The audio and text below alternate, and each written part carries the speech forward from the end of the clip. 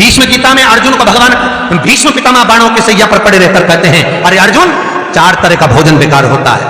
पहला, जिस भोजन की थाली को ठोकर लग गई वो नाली में पड़े हुए कीचड़ के बराबर होता है। दूसरे नंबर का भोजन, जिस भोजन की थाली को कोई लांग कर चले गया वो भोजन भ्रष्टा के बराबर होता है, गंदगी के बराबर।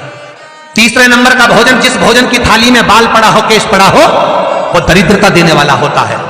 और चौथे नंबर का भोजन अर्जुन, अगर पति और पत्नी अगर एक ही थाली में भोजन कर रहे हैं तो वो मदिरा के तुल्य होता है। यदि पति और पत्नी एक ही थाली के अंदर बैठकर भोजन कर रहे हैं तो वो मदिरा के तुल्य है। भीष्म गीता कहती है, अर्जुन, पति के जीवने के बाद अगर पत्नी उसी थाली में भोजन करती है तो चारों धाम के प्रसाद से बड़ा महाप्रसाद बन जाता है। और यदि पति और पत्नी का नियम है कि हम दोनों तो साथ ही भोजन करते हैं तो हाथ जोड़कर निवेदन है, साथ भोजन करो, मना नहीं है, 2 थाली अलग अलग लगाओ। पर पति के साथ बैठकर एक थाली में खाना रोज प्रतिदिन मदिरा को निगलने के बराबर है। मदिरा को कई लोग कहते हैं एक ही थाली में भोजन करो तो प्रेम बढ़ता है। प्रेम बढ़ता है।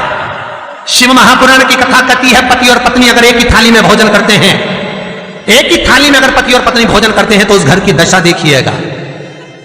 उस घर के बच्चे कभी भी विद्या में उत्तम नहीं निकल सकते। उस घर के बच्चे कभी भी सत्मार्गी नहीं निकल सकते, मार्ग से विचलित ही निकलेंगे, क्योंकि मदिरा के नशे में पैदा हुए हैं। तो सुन अर्जुन, सुन, यदि बेटी कुंवारी है और बाप के साथ में बैठकर भोजन करती है तो उस बाप की कभी अकाल मौत नहीं होती है, क्योंकि बेटी बाप के काल का हरण कर लेती है।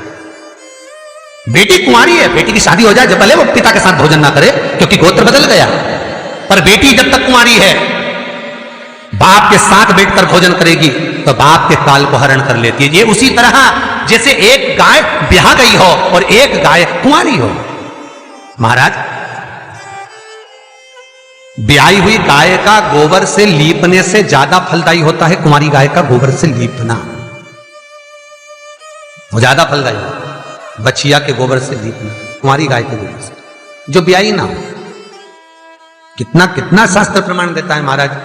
कई लोग दुखी भी हो रहे होंगे आज हमारी कथा सुनकर कि भगवान गुरुजी आपने कह दिया कि एक थाली में भोजन मत करो और हम तो इतने साल से करते हुए आ रहे हैं और अलग अलग करेंगे और ऐसा और वैसा। कई लोग तो चैनल ही बंद। शिव महापुराण की कथा कहती है, यदि आप भगवान विष्णु के मंदिर गए हो, सत्यनारायण भगवान के मंदिर गए हो, राम मंदिर गए हो, कृष्ण मंदिर गए हो, दत्त मंदिर गए हो, किसी भी देवता के मंदिर में जाते हो, वहां का प्रसाद आप 15 दिन 20 दिन तक रख सकते हो, पर शंकर का प्रसाद रात भर नहीं रखाता। क्यों?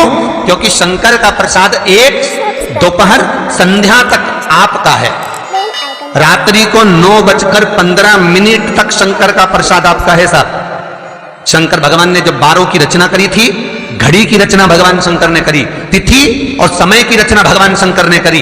एक एक घड़ी, एक एक पल, एक एक तिथि, एक एक नक्षत्र, समय, पल, सबकी रचना शंकर करें। हमारे हर एक वीडियो से सबकी रचना से। इसीलिए तो शास्त्र कहता है ना, लिंग पुराण वर्णन करती है, नर्मदा पुराण कहती है, शिव महापुराण की कथा कहती है, जब व्यक्ति को कोई भारी रोग हो जाता है, कोई कैंसर जैसी बीमारी हो गई, कोई किडनी ही खराब हो गई, कोई लीवर ही बेकार हो गया, कोई बड़ी बीमारी हो गई, तो आप किसी ब्राह्मण से पूछेंगे कि पंडित जी हमको शंकर भगवान का अभिषेक करवाना है, कौन सा टाइम करवाना चाहिए? तो उसका भी समय शिव महापुराण निश्चित करती है, उसका भी समय हमारे लिंग पुराण निश्चित करती है, उसका भी समय नर्मदा पुराण निश्चित करती है।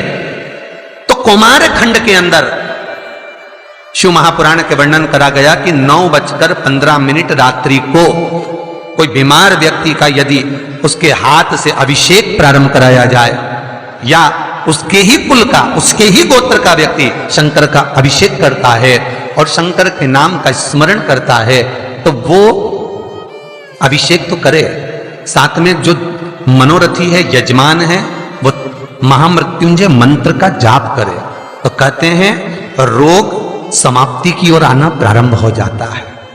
रोग समाप्ति की ओर आना,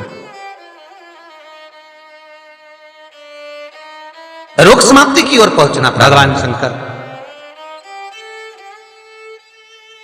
कि पावन कथा कहती है एक कलश के अंदर महाराज दूध ले लीजिए, उसमें काली तिल्ली डाल लीजिए, थोड़ा सा आंवला, सूखा आंवला बाजार में मिलता है, उसको डाल दीजिए।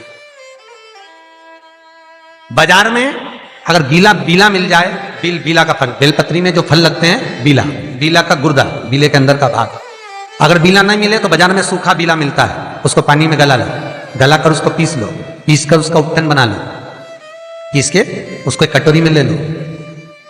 उस उपटन को, जल के पात्र को, जो व्यक्ति घर में बीमार रहता हो या जिसको बुखार ज्यादा चढ़ रहा हो, उतर नहीं रहा हो, निमोनिया जैसी बीमारी हो, बड़ी से बड़ी बीमारी भी अगर आपको घेरी हुई है, तो आप अपने हृदय चित्त से स्पर्श कराकर, कोई पलंग पर पड़ा हो तो उसका हाथ का स्पर्श करा लो, जो स्वस्थ है उसके ऊपर से उतार कर भगवान शंकर को ले जाकर वो बीले का उपटन शिवलिंग पर लगा दे, और जो जल है वो शंकर जी को समर्पित करें। कौन सा मंत्र बोलना है? उस मंत्र का स्मरण आप सब प्रेम से करें। ओम, जितने टीवी के सामने बैठे सब बोलिए ओम जूम, जामे ऊ की मात्रा, अम की बिंदी, जूम, सहा, सा दोहा की बिंदी, सहा, ओम जूम सहा, ओम जूम सहा। इस मंत्र का जाप करते हुए जो दूध चढ़ा देता है उपटन लगाकर, उसकी बीमारी, उसका रोग समाप्त हो जाता है। बहुत ध्यान देना, उसी चढ़ाए हुए जल को, दूध को, उस उपटन के भाग को थोड़ा सा ले आइए। जिस बच्चे को निमोनिया की बीमारी है, जिसका बुखार नहीं उतर रहा हो, उसके मस्तक पर लेपन कर दीजिए, हृदय चित्त पर लगा दीजिए महाराज। उसके बाद में उस बच्चे को वस्त्र से, गीले वस्त्र से पोंछ दीजिए, उस वस्त्र को झटकार दीजिए, बच्चे का बुखार 10 मिनट के अंदर उतर जाएगा। ये कभी भी कर सकते हो, ऐसा कोई दिन निश्चित नहीं है, कोई तिथि निश्चित नहीं है। जब बुखार आए, जब स्वास्थ्य ज्यादा गड़बड़ हो जाए, तब करिए। मंत्र का जाप करते हुए ओम हूम ओम जूम सहा, इस मंत्र का बस स्मरण करना है। ओम जूम सहा मंत्र का स्मरण करिए और शिव की आराधना करिए। ये वो औषधि है जो सती माता ने भगवान शंकर से विवाह के प्रथम में प्राप्त करी है। यदि कहीं से 5 मुखी रुद्राक्ष मिल जाए और 5 मुखी रुद्राक्ष को तांबे के कलश में जल भरकर उसमें डाल दो,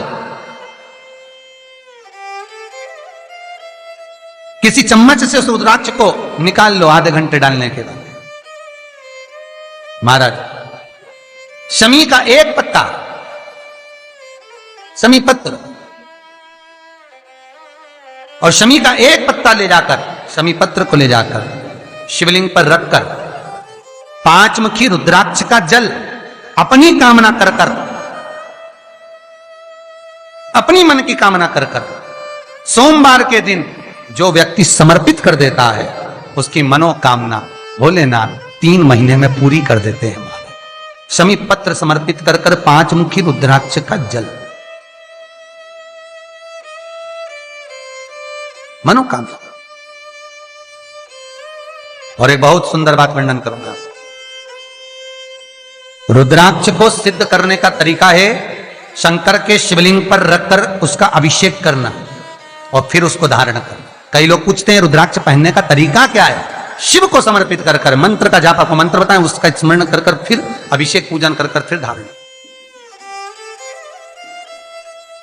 एक छेदित रुद्राक्ष होता है जिसमें छेद होता है या छेद करा जाता है, एक बिना छेद का रुद्राक्ष होता है जिसमें छेद नहीं होता। जिस रुद्राक्ष में छेद नहीं होता वो कार्य में सिद्धि अधिक देता है, सिद्धता प्रदान करता है, वो खंडित नहीं कहलाता। बड़ा रुद्राक्ष उसमें छेद करा जाता है तो वो खंडिता का भाव आ जाता है, पर जिस रुद्राक्ष में छेद नहीं होता वो पावर ज्यादा देता है, प्रबलता ज्यादा देता है, सुख ज्यादा देता है। श्री शिवाय नमस्तुभ्यं, श्री शिवाय नमस्तुभ्यं, श्री शिवाय नमस्तुभ्यं।